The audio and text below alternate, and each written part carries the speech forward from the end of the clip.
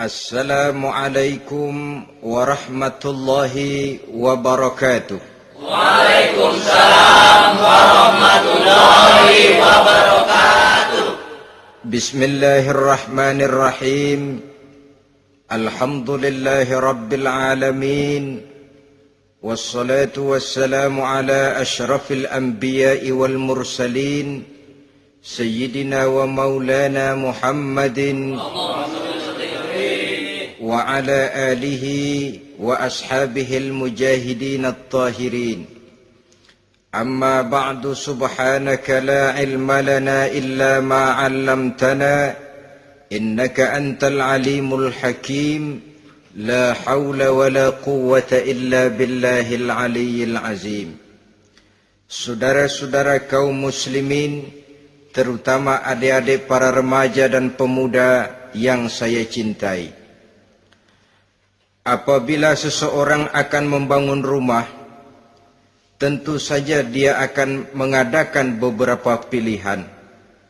Sejak dari memilih lokasi di mana rumah itu akan didirikan, sampai kepada menentukan bahan-bahan kualitas yang akan dipakainya, sampai kemudian kepada wujud dan bentuk rumah yang akan ditinggalinya. Demikianlah bahwa untuk membangun sebuah rumah yang hanya untuk menaungi kehidupan di dunia ini, kita mengadakan berbagai macam pilihan. Apalagi kalau kita akan membangun sebuah rumah tangga yang kita harapkan tidak hanya akan menaungi kehidupan di dunia ini, tidak hanya untuk kepentingan kita saja, tetapi juga untuk kepentingan anak cucu kita di belakang hari, termasuk sampai kepada hari akhirat nanti. Oleh karena itu, pada pertemuan kali ini, saya hanya ingin khusus berbicara kepada adik-adik remaja dan para pemuda, bagaimana sebaiknya memilih jodoh menurut ajaran agama Islam.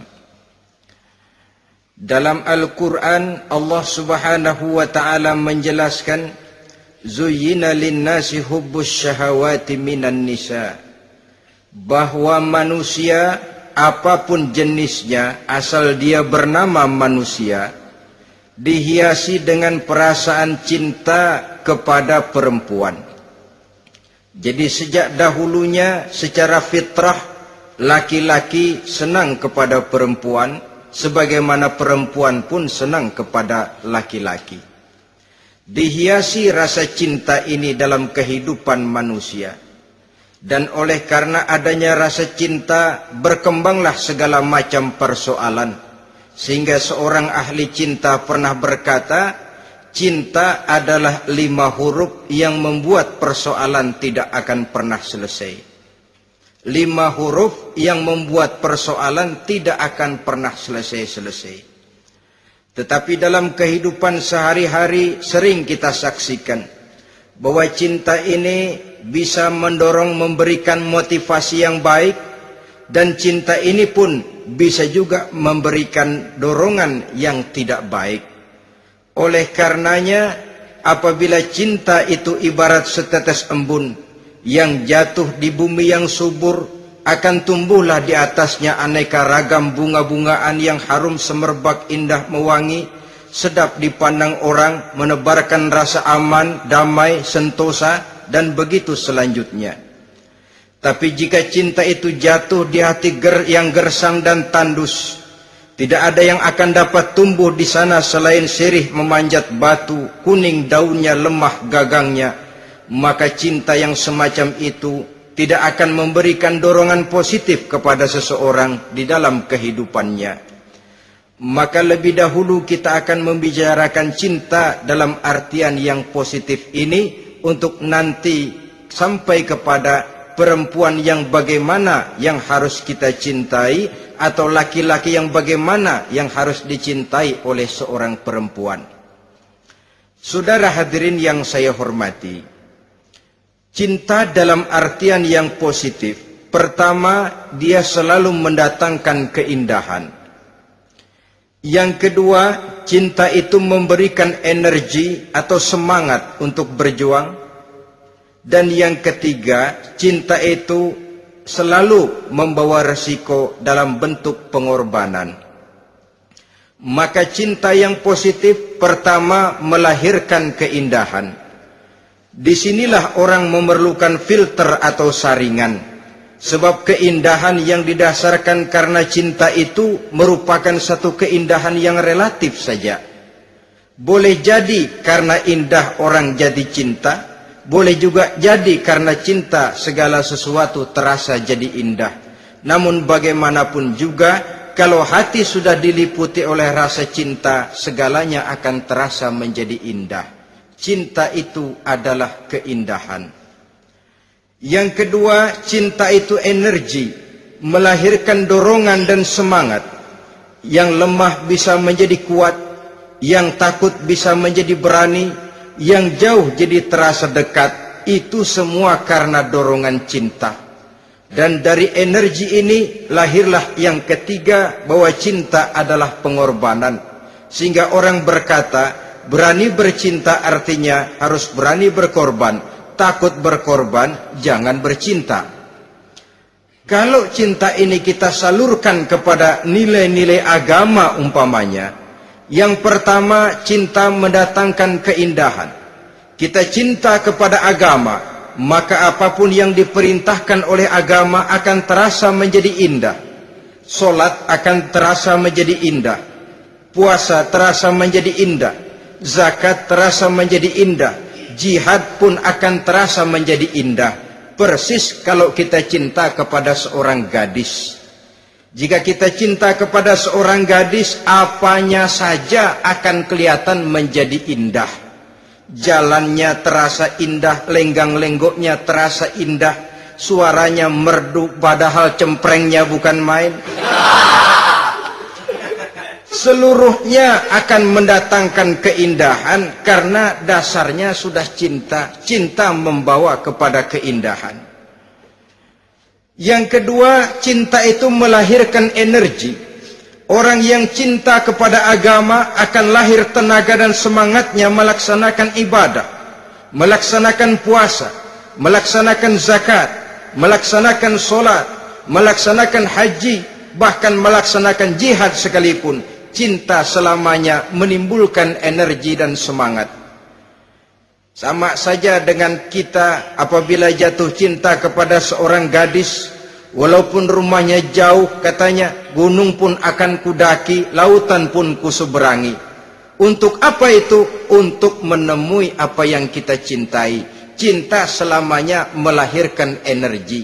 Capek tidak terasa, lelah tidak terasa, semuanya tertutup oleh keindahan yang bernama cinta.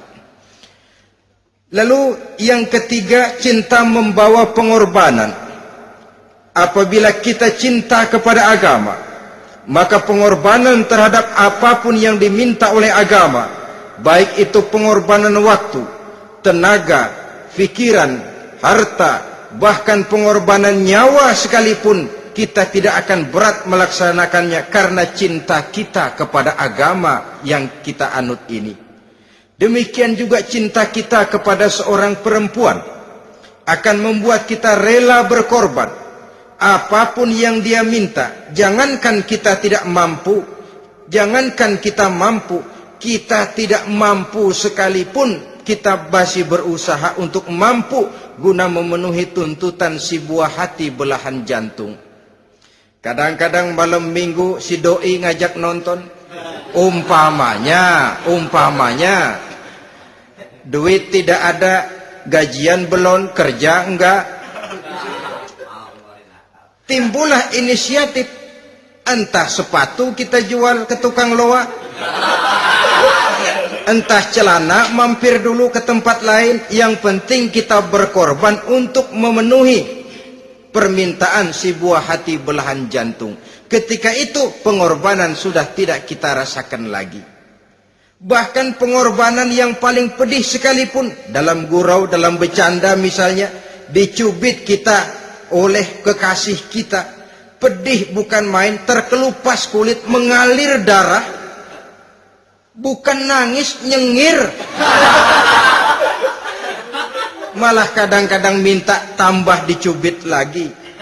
Itulah romantikanya cinta, sanggup membuat orang berkorban, melahirkan energi dan semangat, menambah keindahan dalam kehidupan, sepanjang dia dalam artian yang positif.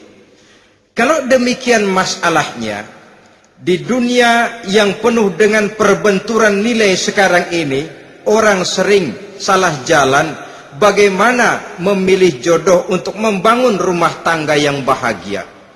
Jangan lupa bahwa membangun rumah tangga ini bukan hanya untuk 1-2 bulan, bukan hanya untuk 1-2 tahun, bahkan bukan cuma untuk kehidupan dunia, lebih daripada itu pun untuk menunjang kebahagiaan di akhirat.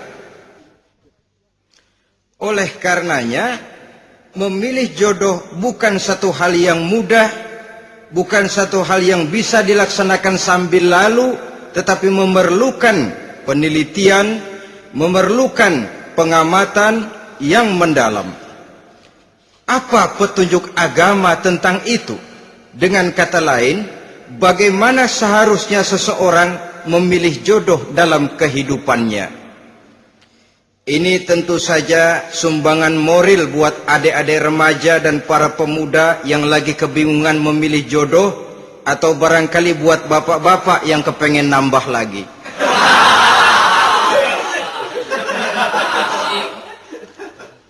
Mohon maaf kepada ibu-ibu, saya tidak menganjurkan, cuma ngajarin.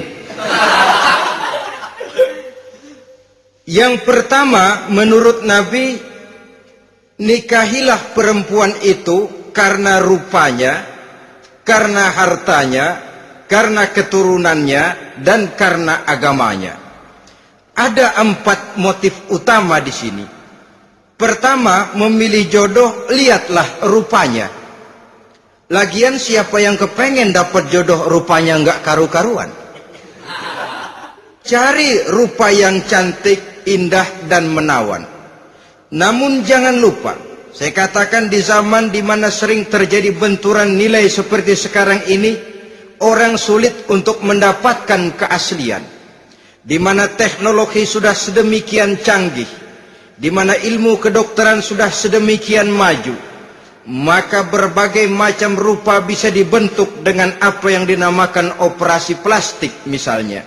Yang pesek bisa dibikin mancung, kuping yang kelebaran bisa dibikin sedang, pipi yang kembung sebelah bisa dibikin rata, janggut yang tidak menarik bisa dibikin bak lebah bergantung katanya. Oleh karena itu, kalau pilihan hanya tertuju kepada rupa yang cantik saja semata-mata, kita sudah melakukan satu kesalahan yang sangat besar. Sebab apa? Diperingatkan oleh Nabi melalui hadis Ibnu Majah, Bazar dan Baihaqi dari Ibnu Umar. Janganlah kamu kawini seorang perempuan karena kecantikannya, sebab kecantikan boleh jadi akan mencelakakan.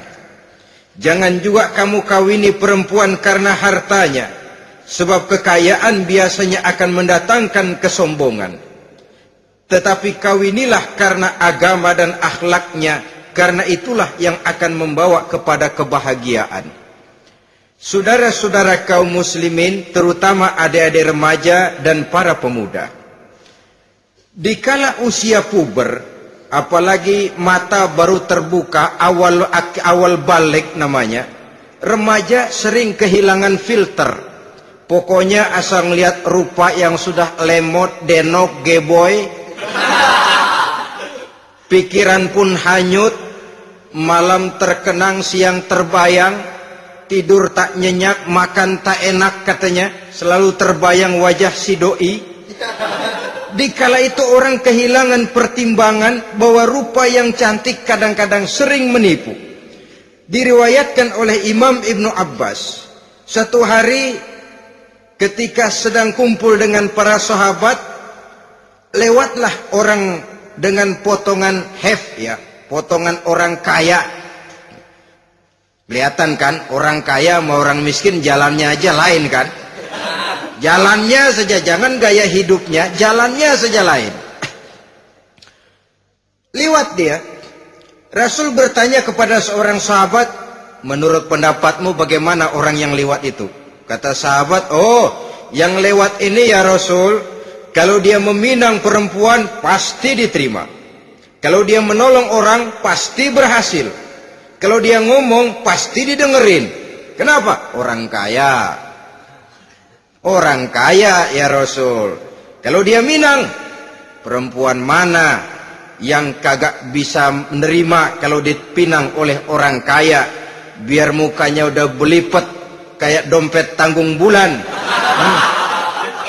Kalau memang duitnya banyak, nggak kelihatan tuh muka yang belipet, yang kelihatan duit. Kalau dia nolong orang, pasti berhasil apa yang dia tolong itu. Kalau dia ngomong, pasti didengerin orang, walaupun omongannya biasa-biasa saja. Kenapa? Orang lihat penampilannya. Sudah, ketika orang itu lewat, beberapa lama kemudian lewat lagi seseorang yang kelihatannya miskin. Rasul tanya lagi, kalau orang ini bagaimana pendapat kamu? Wah, potongan begini sih Rasul. Kalau dia minang, orang tolak. Siapa yang mau kawin sama kere begini? Kalau dia nolong orang, pasti nggak berhasil. Kalau dia ngomong, kagak bakalan ada yang mau dengerin. Siapa yang mau dengerin orang susah ngomong? Setelah orang itu lewat, apa kata Rasul? Orang yang terakhir, yang lewat ini, yang barusan lewat, jauh lebih baik dari yang pertama yang lewat tadi. Jauh lebih baik. Maksud dari ucapan ini, Rasul sebenarnya mendidik para sahabat jangan tertipu oleh penampilan. Sebab penampilan tidak selamanya mencerminkan keaslian. Apalagi di zaman sekarang, salon di mana-mana bejibun. Alis mata bisa dibikin, pipi bisa dicat. Yang pinggir kuning, yang tengah merah, di sebelah merah ada yang kehitam-hitaman, persis orang kepentok tiang listrik.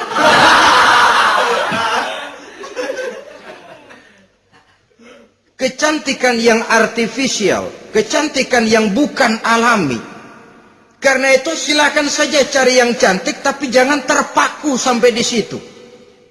Sebab kecantikan di samping dia mudah berubah oleh pergeseran masa dan pertukaran waktu, ternyata penampilan tidak selamanya mencerminkan keaslian. Lain hari seorang sahabat pernah mengadu, "Ya Rasul, ada apa? Inna imraati la turaddu yadul lamis." Ya Rasul, istri saya tidak pernah menolak tangan orang laki yang menjamahnya, mengajak salaman kepadanya. Apa jawab Rasul? Ceraiin aja. Tapi hati saya berat ya Rasul, saya cinta betul sama dia. Ya kalau hatimu berat, jaga dia baik-baik. Nah, dari riwayat ringkas ini kita ambil satu perbandingan. Memang punya istri berwajah cantik itu kadang-kadang si malakama kalau imannya tidak kuat. Si malakama. Kita diemin aja, binal, makan hati, nggak aman, nggak tentram. Jangan-jangan saya berangkat ke kantor, dia ngompreng. Buah si malakama, seperti orang tadi, ya Rasul. Istri saya kelihatannya, sebenarnya tidak negatif maksudnya ini. Cuma bersalaman, tapi terlalu ngobrol. La turaddu yadul lamis, tidak pernah menolak orang yang ngajak salaman. Ya sekedar salaman. Tapi kan awalnya dari salaman. Kalau sudah salaman kan strum bisa ngederdet dari tangan situ. Kata Rasul sederhana saja. Ya kalau memang begitu ceraiin. Saya nggak kuat Rasul, saya cinta betul sama dia. Kalau kau tak kuat berpisah dengan dia, jagalah dia baik-baik. Ajar, didik, tanamkan rasa keagamaan di dalam hatinya. Saudara-saudara kaum muslimin, jadi rupa yang cantik tanpa didasari oleh nilai-nilai agama akan membuat seorang suami di rumah tangganya seperti si malakama. Seperti berhadapan dengan buah si malakama kalau tidak diiringi dengan nilai-nilai moral yang luhur dan bekal agama yang tangguh.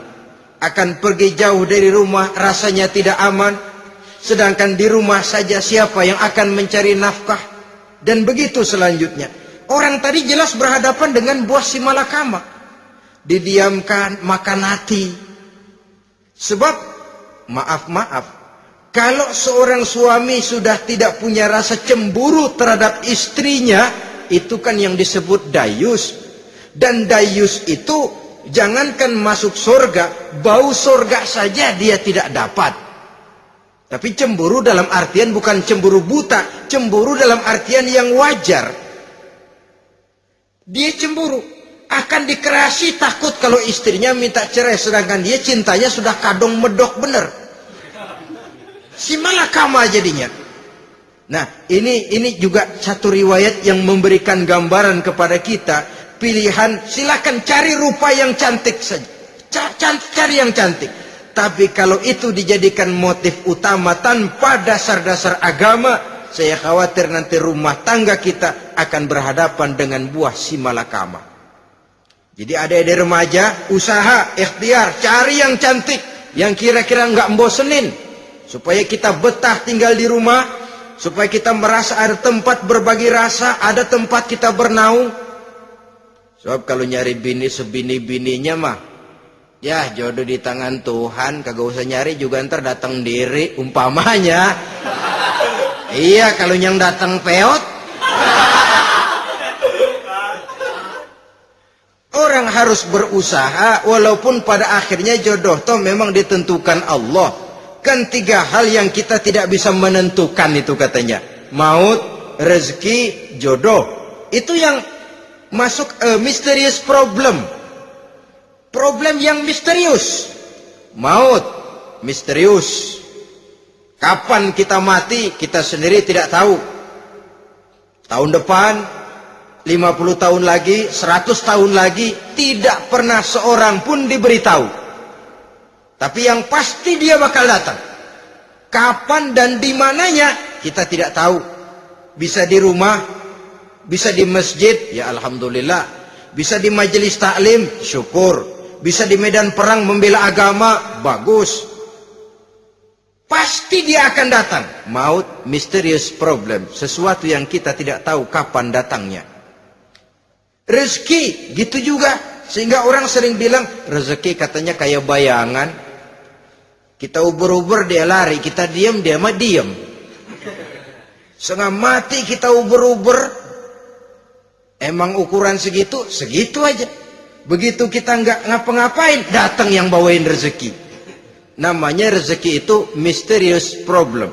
Kadang-kadang ngobek, sungsang, sumbul, udah segala tanah orang kita ukur-ukurin. Udah segala ngomong sudah nggak ada yang loh, tuh sudah buta. Tapi memang bayangan, kalau belum rezeki ya belum. Kadang-kadang nyari kode sampai tidur di kuburan. Belepotan tanah kuburan loh. Yang aneh lagi kadang-kadang orang gila ditanyain. Allahu Akbar, ini kode-kode zaman sekarang ini. Sampai orang waras nanyain orang gila, itu gimana itu? Ini sudah efek yang betul-betul negatif. Sudah jelas orang gila kok ditanya. Apa kira-kira yang nanya nggak lebih gila dari yang gila itu?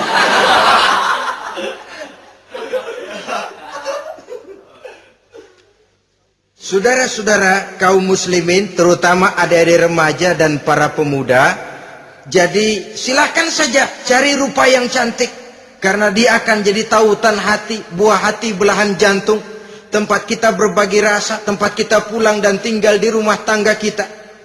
Tapi hendaknya kecantikan rupa itu diiringi juga dengan kecantikan budi. Karena itu cari rupa yang cantik. Ini pilihan utama.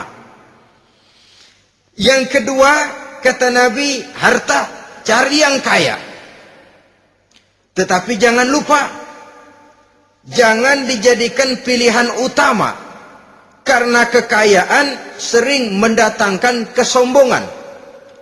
Apalagi kalau seorang pemuda mendapat istri orang kaya. hidupnya dimodali oleh istrinya, maka biasanya wibawanya sebagai seorang suami akan hilang. Akhirnya komando di tangan istri. Dikala itulah suami tidak lebih daripada prajurit yang taat kepada komando istrinya. Padahal menurut konsep Quran, ar-rijalu qawwamuna 'alan nisa, laki-laki diciptakan sebagai pembimbing bagi perempuan. Kalau nanti suatu saat terjadi benturan, sedangkan modal diberikan oleh istri, terjadilah pengungkitan. Kata istrinya apa? Lu jangan bertingkah, lu kan kawin sama gue modal lu kolor doang.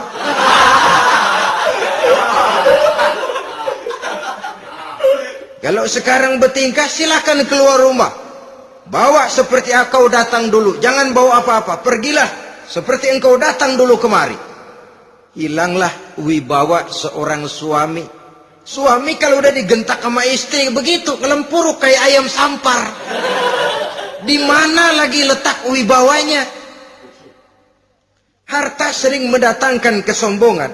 Oleh karena itu, walaupun diperintahkan cari yang keturunan orang kaya, tapi maksudnya jangan dompleng.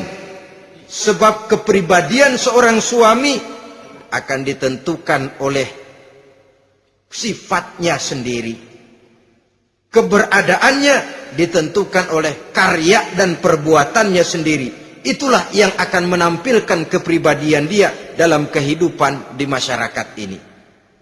Saudara-saudara kaum muslimin, terutama adik-adik remaja dan para pemuda, kan kadang-kadang di zaman sekarang kan kelas-kelas gigolo, playboy ya, nyari tante-tante kesepian, mejeng-mejeng di pinggir-pinggir jalan dengan harapan apa? Ya barter lah, tukar tambah. Nah, supaya dapat rokok, dibelikan pakaian, motor dan sebagainya. Tapi yang jelas hilang harga diri sebagai laki-laki, dan itu yang paling mahal. Kalau seorang laki-laki sudah kehilangan harga diri, apalagi yang bisa dibanggakan dalam kehidupan ini? Apa artinya naik mobil kalau kepala tertunduk ke bawah? Apa artinya jalan di tengah masyarakat kalau kita tidak bisa menengadah dengan satu kebanggaan? Hilangnya harga diri merupakan kehancuran awal dari sebuah pribadi yang untuk jangka panjang kita tidak akan bisa lagi berbuat banyak.